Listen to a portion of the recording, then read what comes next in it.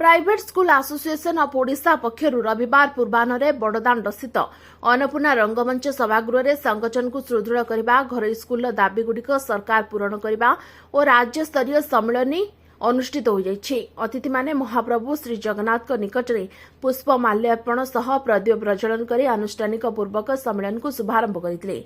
इस सम्मेलन में एसोसिएशन पुरी जिला सभापति तथा विशिष्ट युव समाजसेवी पद्मिन कुमार मिश्र अध्यक्षता कर कहले घर स्कूलगुड़िक बहु अभाव असुविधार परिचालित होती।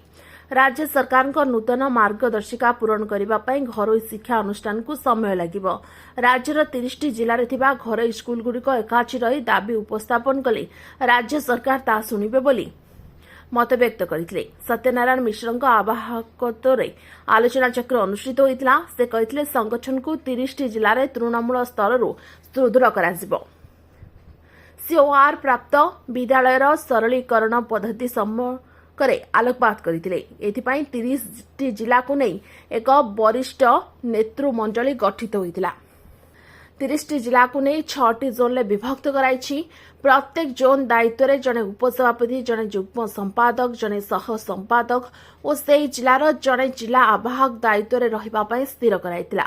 जोन कमिटी जिला कमिटी मानक सहयोग रे कार्यक्रम को आगे नेबे। प्रति ब्लॉक संयोजक चयन कराइबो। पद्मन कुमार मिश्र को राज्य मुख्य उपदेष्टा भाव चयन कराइछि।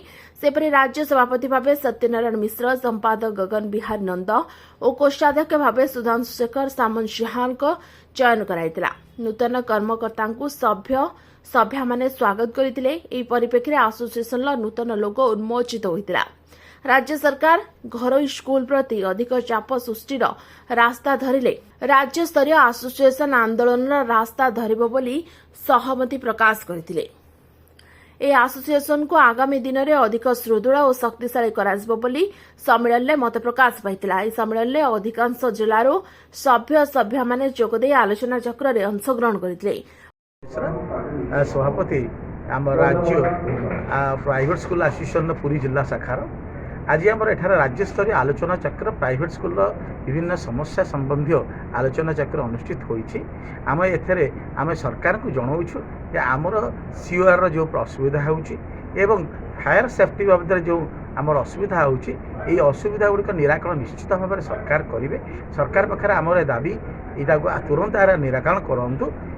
आशा विश्वास सरकार निश्चित भाव में। पुरीरू सुधांशु करंग रिपोर्ट ओटी लाइव।